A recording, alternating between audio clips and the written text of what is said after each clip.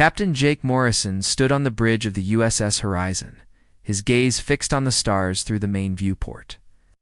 They were 3 days out from Earth, approaching the farthest edge of known human space where something unusual was occurring.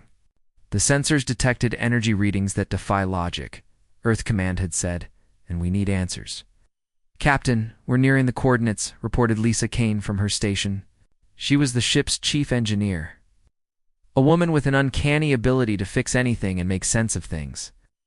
Others couldn't. Her fingers danced across the controls as she double-checked the ship's systems. "Good, Ron." Are your security teams prepped?" Morrison asked, turning to the broad-shouldered man at the rear of the bridge. Ron Baker, the ship's security chief and a former Marine, kept the crew safe through discipline and experience. He gave a firm nod and tapped the weapon holstered at his hip. "My teams are ready, Captain. We don't know what we're walking into, but we're set for anything." At the science station, Dr. Amy Foster looked up from her readings, though young for her role. She had a brilliant mind that unraveled complex puzzles faster than anyone Morrison had ever seen. "Captain, the energy signature is intensifying. Whatever's out there, it's enormous." Morrison crossed the bridge to stand beside Amy, studying the data on her screen. He couldn't interpret the lines of code in erratic charts, but her eyes revealed more than the numbers did. How enormous are we talking? The output is extreme. It's like something is ripping open space itself. And Captainette doesn't match anything in our technology or natural phenomena. It's neither natural nor man-made, at least not by any species we've cataloged. Heavy silence fell over the bridge, broken only by the steady hum of the engines. Morrison had been a starship captain for 12 years. He'd learned long ago to trust his instincts and right now. They were screaming that this was more than a routine scan. "How long until we arrive at the coordinates?" he asked. 2 hours, Captain," Lisa replied. Morrison nodded and made his way back to his command chair. The Horizon was one of Earth's most advanced exploration vessels, built for journeys beyond the mapped sectors of the galaxy.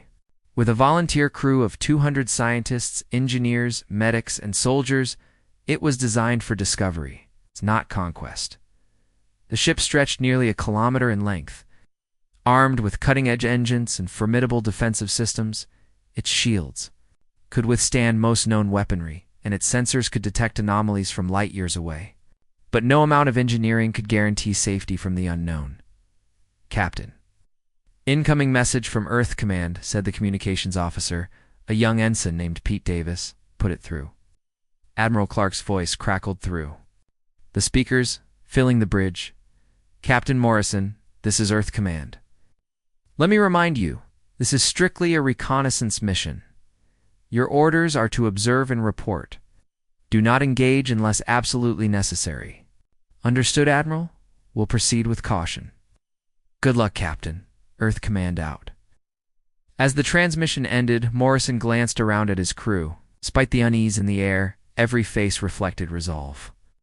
These people had known the risks when they signed up. 1 hour to target coordinates, Lisa called out. Morrison stood and walked toward the front of the bridge. Ahead, the blackness of space seemed to change.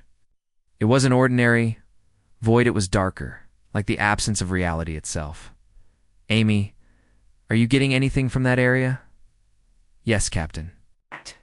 That's where the energy is coming from.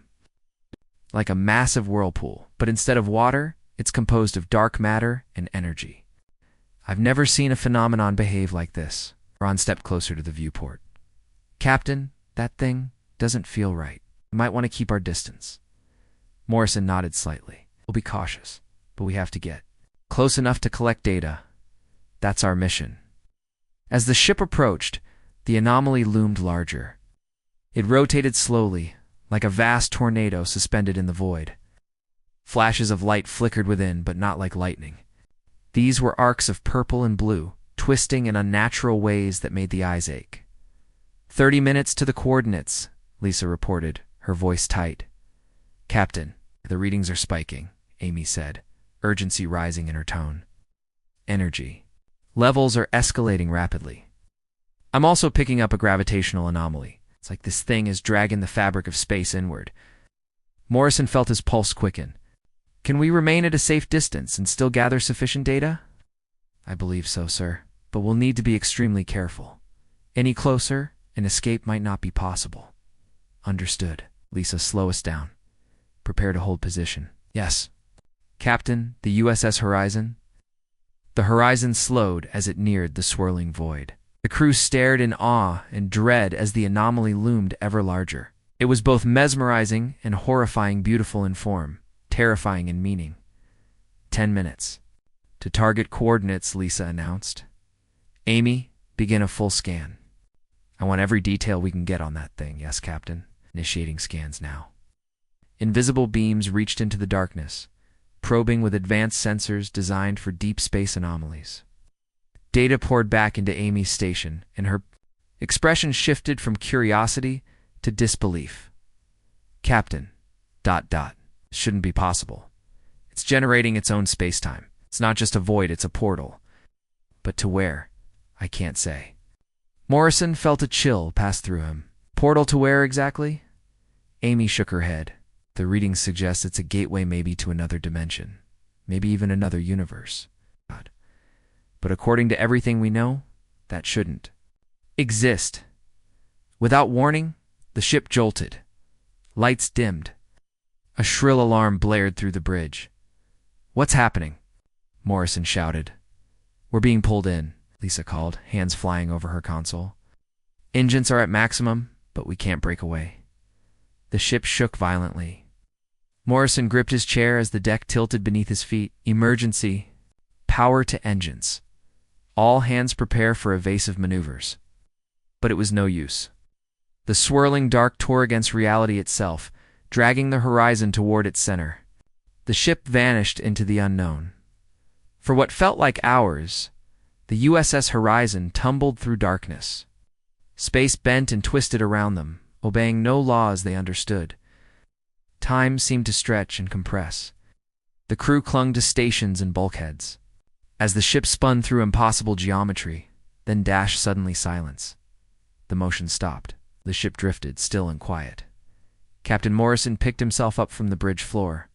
Around him, his crew was doing the same, groaning and checking injuries. Panels sparked, warning lights blinked. Status check. Is everyone all right? Morrison called. I think so, Captain, Lisa answered, steadying herself at her station. But the ship's taken a serious hit. I need to check the engines immediately. Do it. Amy, where? Are we? Dr. Foster was already at her console, her hands flying over the controls. Captain ... This is going to sound insane, but I don't. Think we're in our universe anymore? Morrison stepped beside her. What do you mean? Everything is different. The star patterns don't match any known chart. The ambient energy levels are foreign. Even basic physics it feels. ... Off. Ron Baker approached, frowning. Different how? Ami gestured to her screen. In our universe, energy and matter follow defined rules. Here, they interact in unpredictable ways. It's like they flow together, like currents in water and time. Captain Time's acting strange, Amy said, her eyes fixed on the readouts. The instruments show we've been here for several days, but it feels like only a few hours. Morrison's gut clenched. Can we get back?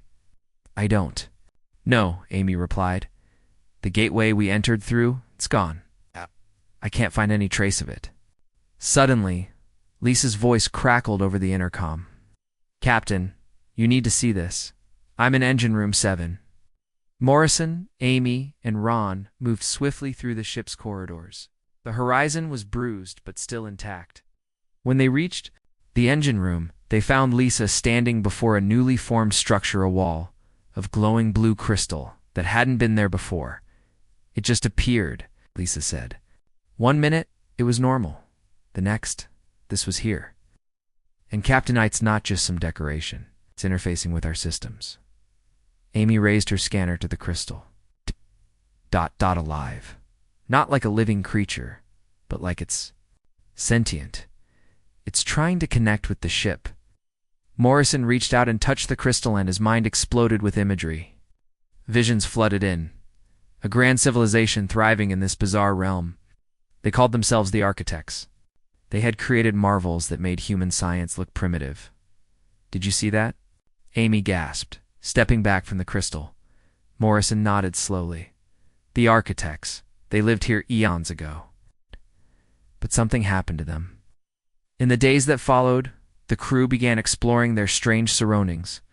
Outside, vast constructs floated in space structures that twisted through dimensions. Machines powered by thoughts and gardens that thrived in the vacuum. They weren't alone. Other ships sailing vessels from across galaxies had also been pulled into this place. Most of their crews had perished or lost their minds to the isolation. But within their remains, the humans uncovered logs, journals, and advanced tech. "Captain, take a look at this," Amy said, standing inside an ancient lab. The architects didn't just build machines. They crafted reality. They reshaped the rules of existence with their minds. Morrison examined the strange devices surrounding them. Then what happened to them? Amy pointed at a panel covered. In elegant symbols, they left the physical world. They became energy, ... thought itself. But before they left, they created this place. A challenge. They wanted to see if others could follow in their footsteps. Lisa had begun integrating some of the alien systems into the horizon. "Captain, it's beyond belief. This tech doesn't just respond to commands. It responds to intentions. It learns what we want before we say it. It's like it's becoming part of us." Time passed, though no one could say how much. Days, weeks, maybe months. Time had its own rhythm here. The crew adapted slowly, learning to use the architect technology. But it demanded more than knowledge. It demanded mental control. The machines read emotion, focus, and thought. The crew had to learn new levels of discipline. Dr. Foster immersed herself in the architect archives, deciphering blueprints of machines that twisted time, folded space, and defied entropy. She grew obsessed with the deeper rules of the dimension. She made a discovery. The architects had been right. Most species failed. It's not because of intelligence, but because they reached a limit they refused to pass. They gave up. But humans didn't. When humans hit a wall, they didn't stop, they found a way around it or smash through it. That tenacity triggered a response in the technology.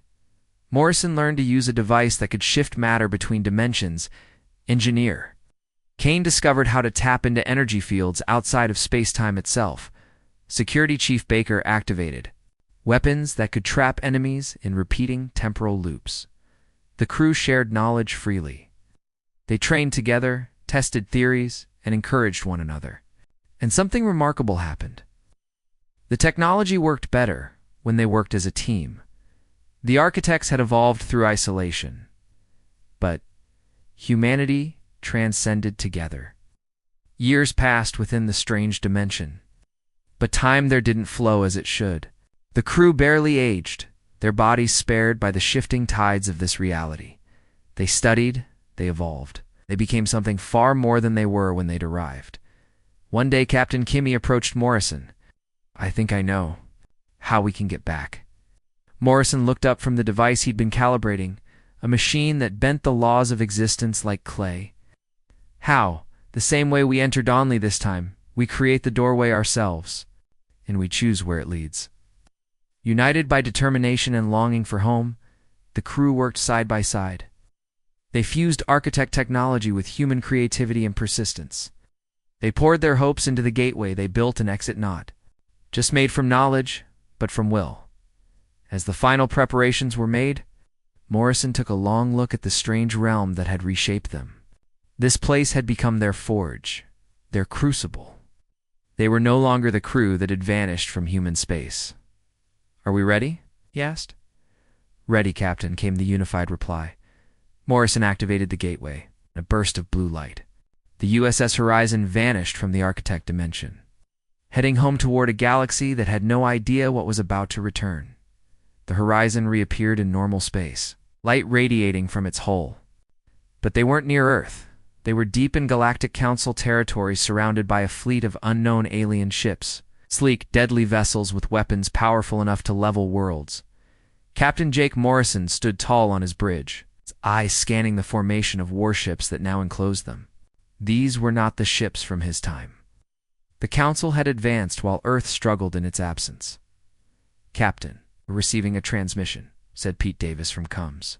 "Put it through." The screen flickered, revealing a cold-eyed alien with 4 metallic eyes and reflective skin. When it spoke, its voice carried authority and disdain. "Unregistered vessel, you have entered Galactic Council space without clearance. Identify yourselves at once." Morrison stepped forward. "This is Captain Jake Morrison of the USS Horizon, Earth Defense Fleet. We've been missing for some time. We request safe passage back to Earth." The alien's eyes blinked in unison. "That is not possible." The USS Horizon was declared destroyed. 15 years ago, Morrison's heart sank. To him, it had only been a few months. "You must be mistaken," Morrison said. "We can verify our identities. We have full records crew manifests, logs, silence." The alien snapped. "I am Supreme Admiral Vex Tai of the Galactic Council Armada.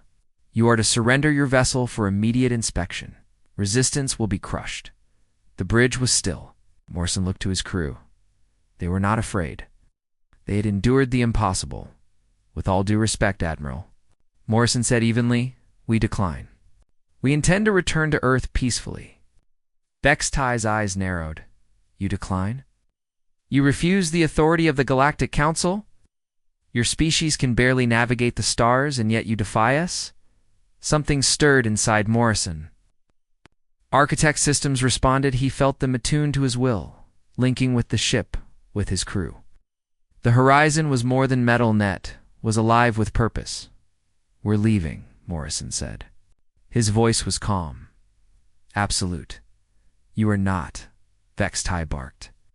"All ships, form up. Prepare to board the human vessel." Council ships closed in like a tightening noose, weapons primed and aimed.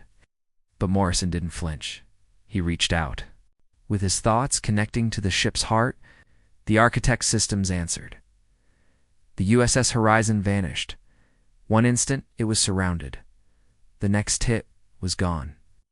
The Council fleet stared at empty space in disbelief. "Where did they go?" Vex Tai demanded. Seconds later, the Horizon rematerialized 5,000 kilometers away, untouched, as if it had simply never been anywhere else. "Admiral," one of his officers said, scanning frantically. The human vessel didn't move. Through space. It just stopped existing in one location and reappeared in another. Vex Tai's metallic skin darkened. "Impossible. No species possesses such technology. Pursuit course. All ships maximum velocity." The fleet surged forward, weapons primed. But the Horizon was already moving, no engines igniting, no trails of thrust. It simply decided to be somewhere else, and it was. The alien ships fired. Blazing energy and missiles streaked toward the human vessel. But the blasts passed straight through Itaz, if it wasn't really there. "What is this sorcery?" Vex Tai shouted. On the bridge of the Horizon, Morrison remained composed.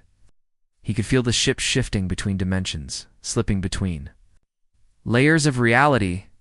"It's working," he said. "We're untouchable." Cy Foster's voice came from the science station. "Captain, I'm reading massive energy spikes from the enemy ships. They're charging up something big." "Them," Morrison replied.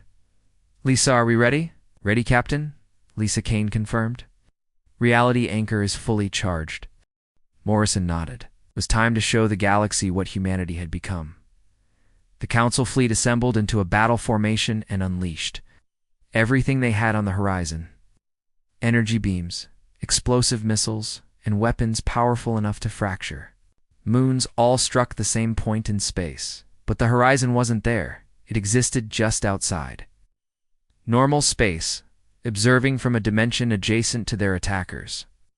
Present and absent at once. When the barrage ended, the Horizon gently slipped. Back into normal reality, untouched, impossible. Vex Tai breathed. Morrison opened a channel to every ship in the fleet. "Admiral, we don't want conflict. Just want to return home. You will not leave." Vex Tai roared. "Whatever technology you possess, belongs to the Council. Now, we didn't steal it, Morrison replied evenly. Earned it, we learned it, and we'll use it to defend our people. Vextai's command ship, a colossal battlecruiser, lurched forward. If I can't capture you, I'll destroy you. All ships ramming speed. The entire fleet surged forward, dozens of warships bearing down on the human vessel with destructive intent. Morrison sighed. He'd hoped it wouldn't come to this. The Horizon held position. It didn't evade. It didn't fire. It simply phased into another layer of reality, allowing the fleet to pass straight through. But as the ships cut through the space it occupied, something strange happened. Each vessel froze mid-flight. Engines still glowed, weapons still charged, but nothing moved. They had entered a temporal loop. Each ship was now reliving the same moment over and over, unable to progress or retreat. What have you done? Ty's voice echoed from a ship trapped in stasis. We've given you time, Morrison said calmly. Time to reconsider. When you're ready to talk, not fight, we'll listen. Morrison gave the order to transmit a message across every known frequency, to every civilization in the galaxy. This is Captain Jake Morrison of the USS Horizon. We are humans, and we have returned. We are not the same species that vanished. Years ago, we've learned truths others deemed impossible. We've become something new. The message continued, resonating across thousands of worlds. We do not seek dominion. We seek to explore, to understand, to protect those who cannot protect themselves. The galaxy has changed since we left, but so have we. And this, only the beginning. The transmission ended. The horizon vanished once more, leaving behind only silence and a fleet caught in frozen time. Left to contemplate what had just happened, the story of the impossible Earth ship spread through the stars like wildfire. Every civilization heard the whispers. Every admiral read the same reports. A single, human vessel had emerged from nowhere and made the mighty galactic Council look like schoolchildren with toy weapons. On the Council's capital world, chaos erupted. Emergency sessions filled the days and nights. Delegates of dozens of alien races crowded into the high hall, all shouting over one another about the return of the humans. They must be stopped, declared General Crix, a towering reptilian. General Crix, a towering creature with color-shifting scales, turned deep red with fury. No single species should wield such power. But how do we stop them? Asked Commander Yellow, his crystal form humming with anxious energy. Our finest fleet couldn't even scratch their ship. Supreme Admiral Vextai stood at the center of the great chamber, his metal skin darkened by anger and disgrace. We will unite every fleet in the galaxy. We will unleash such overwhelming force that even their impossible technology will fail. They cannot stand against everyone. And if they do, another voice asked quietly. Vextai's eyes gleamed. Then we burn Earth itself. If humans cannot be controlled, they must be erased. Meanwhile, the USS Horizon sped toward Earth, but their course halted as they detected a massive buildup near the frontier of human space. Thousands of ships, dozens of species, all converging on one point. A single mission: destroy the human vessel. Captain Jake Morrison stood on the bridge, eyes fixed on the readings flooding his display. It was the largest fleet ever assembled in galactic history. Over 3,000 ships, Amy Foster reported from her science station. They've got weapons that could reduce whole planets to rubble. Every one of them is coming for us. Lisa Kane added grimly. Ron Baker checked the combat systems. Captain, even with our architect tech, that's a lot of firepower. Are we really going to fight all of them? Morrison said nothing at first. He thought of Earth, of home, the family he hadn't seen in what felt like centuries. We'll do what we have to, he said quietly. The enemy fleet intercepted them near a dim yellow star. Vextai stood at the helm of his flagship, surrounded by the most advanced warships ever built. His voice cut through the static across the void. Human vessel, you are surrounded. Surrender now, and your deaths will be swift. Morrison opened. A channel, Admiral, we don't want this. We only want to return home. Your home will be destroyed, Vextai snapped. Your species is too dangerous to survive. Today we erase the human threat forever. The alien fleet deployed in a vast net, sealing off every possible escape route. Thousands of weapons locked onto the horizon. All ships, Vextai commanded, prepare to fire. Target the human ship. On my mark, unleash everything. On the horizon's bridge, Morrison looked to his crew. They were calm, unified. They had become more than just a team. They were one mind, one will. Forged by survival and the architect technology that now pulsed through every system of their ship. Are you ready? He asked. Ready, Captain? Came the response. All ships fire. The void exploded with light. 3,000 ships released their fury in unison. Energy beams, plasma rounds, antimatter bursts. Gravitational torpedoes enough power to shatter stars all hurtled toward the same target. But the horizon wasn't there. It had phased out again, slipping into another dimension, still present. Yet untouchable, the galaxy's greatest strike hit only vacuum and itself. Ships accidentally targeted one another. Explosions ripped through parts of the fleet. Where are they? Vextai demanded. His answer came as the horizon phased back. Into reality, inside the heart of the fleet. Surrounded by alien warships, now confused and panicked. Impossible. One council captain whispered, How did they get there? Morrison's voice broadcast to all ships. Admiral, we offered peace. You refused. Now it's time you learned what we've become. The horizon didn't fire a single weapon. It didn't need to. Ships around it began to flicker, phasing in and out of space. Some were caught in time loops, endlessly reliving the same moment of panic. Others slipped into parallel dimensions, visible to their allies but unreachable, inaudible. Lost in a mirrored plane of reality, a group of Council battleships suddenly found themselves existing in multiple places at once, their crews bewildered and afraid as they tried to comprehend the impossible. What are you doing to us? Vextai cried out. We're teaching you, Morrison replied calmly, that there are forces greater than weapons, that the universe is larger than your imagination. The horizon glided through the Council fleet like mist. It didn't fire, didn't destroy. But everywhere it went, it changed things. One warship discovered its weapons fired flowers instead of plasma. Another found itself spinning endlessly, its engines reprogrammed to loop. A third cruiser had a crew that could only speak in rhyming verse for exactly 1 hour. This can't be real, Vextai bellowed, watching as his own flagship floated upside down. The laws of physics don't allow this. Physics works as we need it to, Morrison answered. That's what the architects taught us. Reality bends to will if you know how to bend it. The fleet that had come to destroy humanity was now scattered and broken through time, through space, through reason. Some ships were caught in the past, others in futures that hadn't happened. A few could only appear on Tuesdays. Some became visible only to beings with exactly 4 eyes. Please, Vextai begged, desperation in his voice. Will you let us return home? Morrison asked. Yes, please. Just stop. Morrison gave a nod. His crew, in sync with the ship, reversed the effects. Ships phased back into normal reality. Time loops collapsed. Weapons and systems began functioning again. The fleet slowly reassembled, wary, quiet. Thank you, Morrison said, his voice firm. We're going home. And you would do well too. Remember this day, humanity's not your enemy, but we will never be your prey again. The USS Horizon phased out of view one final time, leaving the galaxy's most powerful fleet stunned and silent in its wake. The age of human impossibility had begun.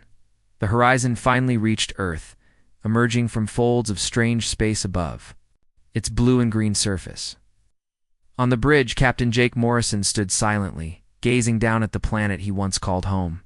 It looked unchanged, but he knew better. 15 years had passed here. Take us to Earth's Defense Command, he ordered. The horizon appeared instantly in Earth's orbit. Defense satellites locked on for a moment, then quickly identified the vessel as friendly. Within minutes, a transmission arrived. On the screen appeared Admiral Sarah Brooks, Earth's new top military commander. Her expression shifted from confusion to shock. "Captain Morrison," she said slowly, We thought you were gone." "We're very much alive, Admiral," Morrison replied. "But a lot has happened. We need to talk." Brooks narrowed her eyes. "You just appeared in orbit without setting off a single sensor." "That's impossible," Morrison offered a knowing smile. "It's a long story. Requesting permission to come aboard. Granted. But Captain, be aware. The galaxy's not what you left behind. The Galactic Council has been pressuring us for years. They're mobilizing near our borders." "I know, Admiral," Morrison said. "We've already met them." An hour later, Morrison and his senior officers arrived at Earth Defense Command's primary station. Admiral Brooks led them to a secure room where high-ranking leaders of Earth's governments and militaries waited. "Captain, these are the people who've led humanity in your absence. They need to hear what you've been through." Morrison looked around the room. These were people who had carried a great burden. Their eyes were tired, their faces drawn. Time and responsibility had weighed heavily on them. "We were pulled into another dimension," Morrison began. "A realm where physics don't behave the way they do here. We discovered technology left behind by an ancient race, the architects. They showed us that reality isn't fixed. It can be shaped." "What kind of technology?" asked General Frank Torres, head of Earth's military. Amy Foster stepped forward. "Systems that respond not just to commands but to thought. Machines that shape space and time through will alone. Time. Along with weapons that could trap enemies in time loops or displace them into alternate dimensions. And..." "You mastered all of this?" Admiral Brooks asked, incredulous. "We had no choice," Morrison answered. "It was survival. But along the way we discovered something even more important. The tech responds best to humanity because we don't quit. No other species hit a limit and stop. We hit limits and break through." Lisa Kane reached into her pocket and tapped a small device. The air above the table shimmered, revealing a living 3D hologram of the galaxy. "This is the current state of the galaxy," she said. "The Galactic Council holds most of its hand. They've been preparing for war against Earth." "War," Admiral Brooks said sharply. "We're in no position for a war. We barely have 1,000 ships. They have millions." "Not anymore," Morrison replied.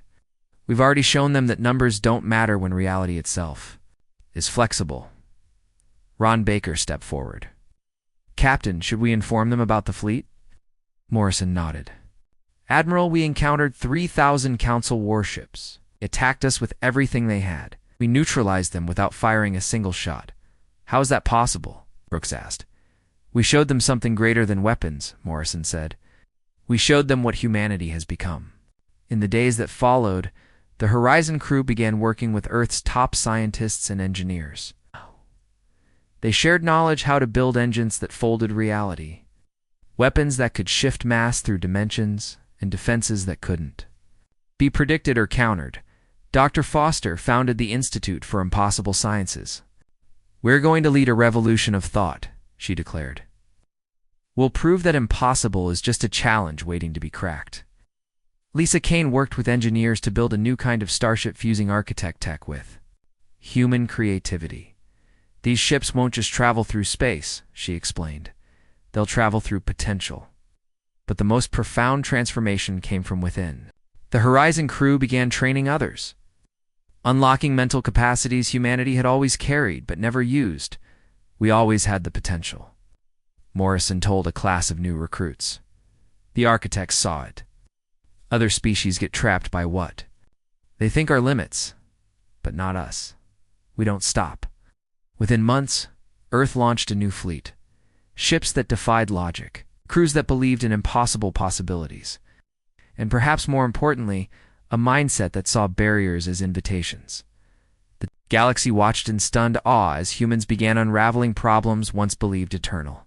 They deciphered languages lost to time, revived dead worlds, ended conflicts that had lasted generations. "How are they doing this?" the other civilizations whispered. The answer was always the same. Humans don't accept can't. Years passed, the galaxy changed. The Galactic Council realized their threats meant little to a species that rewrote reality with a thought. Pirates who tried raiding human colonies discovered Their ships only delivered bouquets. Warlords found their weapons transformed into fountains of confetti. But humanity didn't use their power to conquer. Instead, they became galactic mediators, problem solvers, and guardians of the forgotten. Captain Morrison continued his explorations. But now, he was one of many. Hundreds of human ships roamed the stars, each one guided by a crew who understood that the universe had no fixed laws, only conventions waiting to be rewritten. The phrase human impossible became common slang. Across civilizations, an expression for the miraculous. When someone said, "It can't be done," others would ask, "Have you asked the humans?" And across the stars, whenever someone refused to surrender, when someone carved a path through an impassable problem, when someone proved that impossible only meant not yet, the spirit of humanity ignited a little brighter. The galaxy had learned a profound truth. When humans disappear, they don't return broken. They come back, transformed, bearing answers to questions the universe hadn't even dared to ask. And in doing so, they reminded everyone that giving up was never the only choice.